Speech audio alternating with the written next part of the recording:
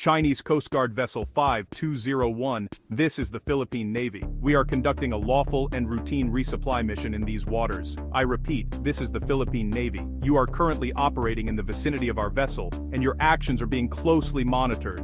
You are dangerously maneuvering and interfering with our routine resupply mission within the Philippines' exclusive economic zone. Your proximity and aggressive posturing are escalating tensions unnecessarily. I say again, you are in Philippine waters. Maintain a safe distance and do not impede our passage. Any further interference will be documented and reported to international authorities. The Filipino captain's voice is steady, but the tension is thick on the bridge of the escort vessel.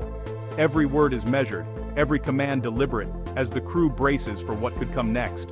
All eyes are fixed on the horizon, where the massive Chinese ship looms, its presence a clear warning. The sheer size and power of the vessel are meant to intimidate, casting a long shadow over the smaller Philippine ships.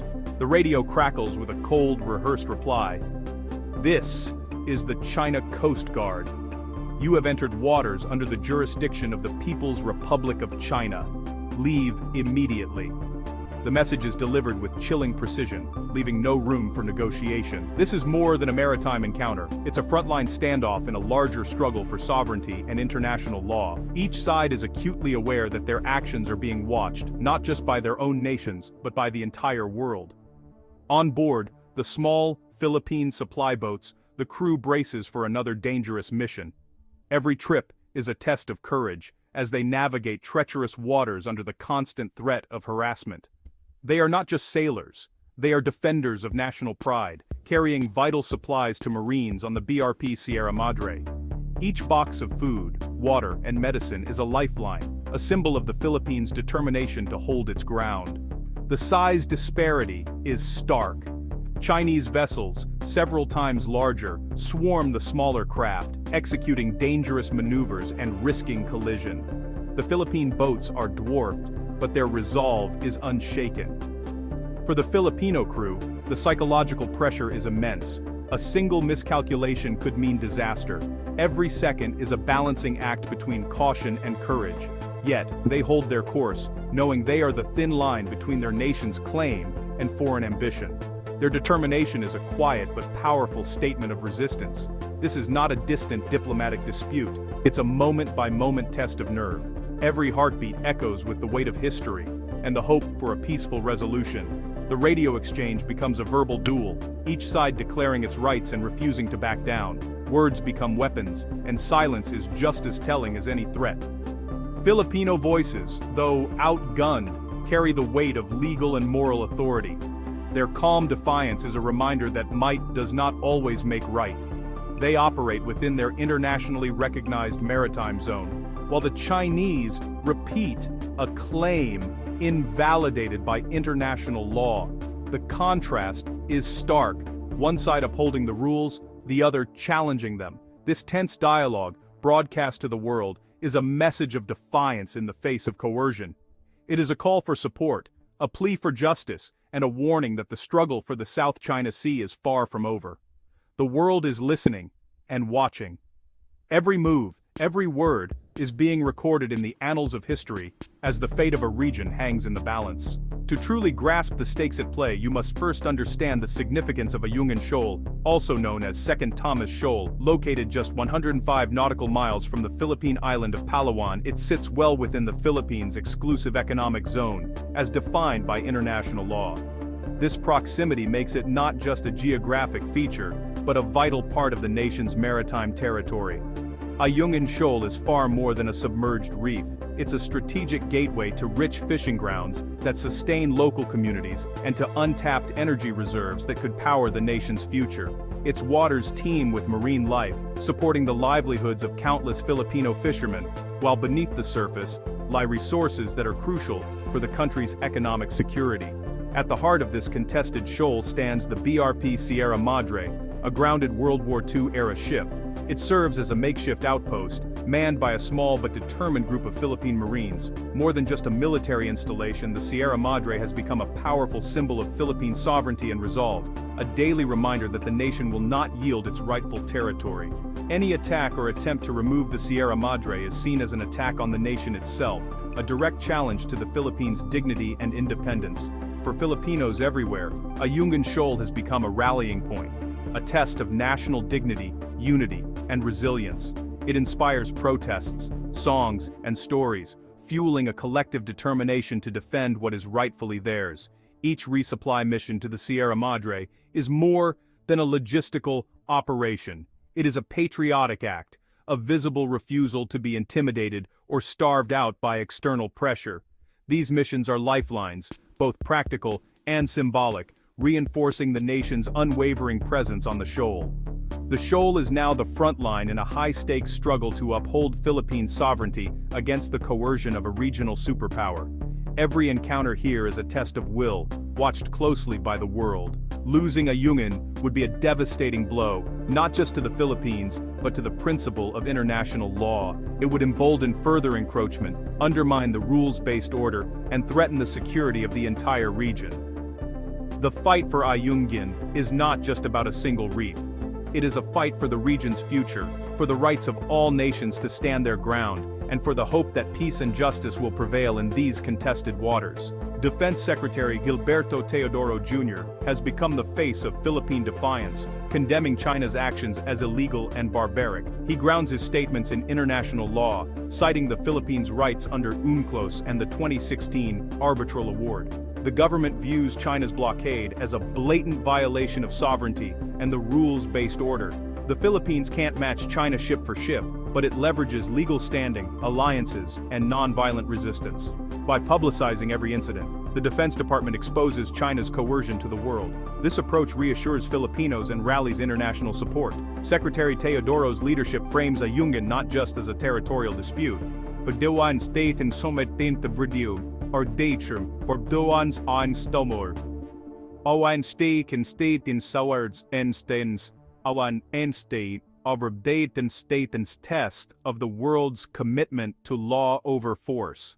The latest Ayungin confrontation showcased China's gray zone tactics, aggression just short of war. 4 China Coast Guard vessels and a dozen militia ships swarmed 2 small Philippine supply boats and their escorts. The Chinese used water cannons, shouldering and floating barriers to block the mission. These are not mere shows of force, they're calculated acts of harassment and intimidation. Filipino crews face life-threatening risks, navigating a gauntlet of hostile ships. Their restraint and professionalism are heroic. They document every incident, turning vulnerability into evidence. This is gray zone warfare, a slow campaign of coercion, avoiding outright conflict, but grinding down resistance. China hopes to win by attrition, but Filipino resolve and international backlash are growing.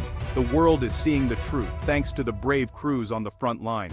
Manila's response is resolute and unwavering. We will not be deterred. We will not be intimidated. These words echo through the halls of government, reflecting the determination of an entire nation to stand firm in the face of mounting pressure. Defense Secretary Teodoro, alongside the National Task Force for the West Philippine Sea, has forcefully condemned China's dangerous maneuvers, labeling them clear violations of international law and a direct threat to regional stability. Their message is clear. The Philippines will defend its sovereignty at all costs. Commodore J. Tariella of the Coast Guard has taken the fight to the digital front, using social media platforms to counter Chinese propaganda and misinformation. He boldly declares, "The truth is our most powerful weapon," rallying Filipinos and allies alike to stand for transparency and justice. This assertive transparency is shaping the international narrative, exposing the widening gap between China's official rhetoric and its aggressive actions at sea. The world is now seeing the reality behind the headlines, and support for the Philippines is growing. The Philippines continues to act as a responsible, law-abiding nation, upholding international norms and maritime law, while China's actions increasingly resemble those of a rogue state, disregarding rules and endangering peace. President Marcos Jr. has made it clear he will not yield an inch of Philippine territory. His firm stance reassures the nation and signals to the world that the Philippines will not back down. This unified stance from the president to the front lines sends a powerful message. Intimidation is not working, and the resolve of the Filipino people is stronger than ever.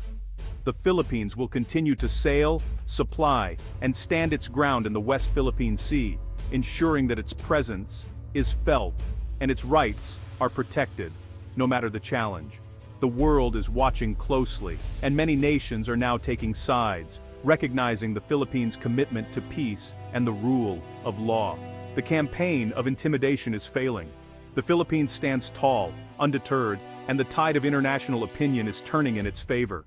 The Philippines' confidence is anchored in a landmark legal victory. In 2016, an international tribunal ruled China's 9-line claim had no basis in law, affirming Ayungin Shoal lies within the Philippine EEZ. The ruling gives the Philippines exclusive rights to resources there, and declares China's interference illegal. This award is both shield and sword. It backs every radio challenge and strengthens Manila's diplomatic hand.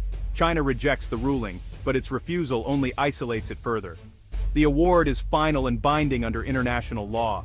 By invoking it, the Philippines exposes China's defiance and rallies global support for a rules-based order. The legal high ground belongs to Manila. The Philippines is not alone. As China's aggression escalates, international support grows. The United States, bound by treaty, has reaffirmed its commitment to defend Philippine forces in the South China Sea. Australia and Japan have deepened security ties, providing equipment and calling for adherence to international law. Canada, the UK, and the EU have condemned China's coercion, amplifying Manila's voice. Joint patrols and military exercises with allies send a clear signal of collective resolve. These actions enhance Philippine capabilities and demonstrate a united front. The world sees the West Philippine Sea as a test of the rules-based order. If bullying succeeds here, it will spread elsewhere. The coalition is growing, and Beijing is on notice.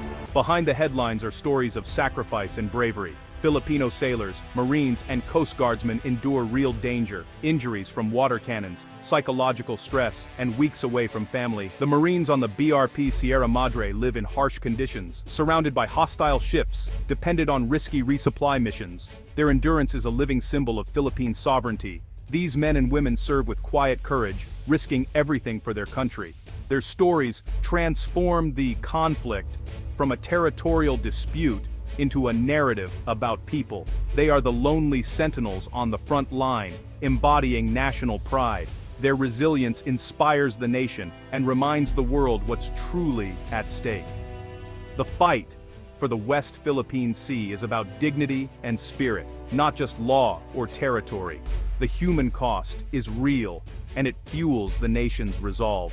The Ayungin Shoal saga is a defining test of Philippine resolve. Every resupply mission, successful or not, is a statement the Philippines will not abandon its soldiers or its rights. Armed with cameras and communication devices, Filipino crews document every incident, exposing China's actions to the world.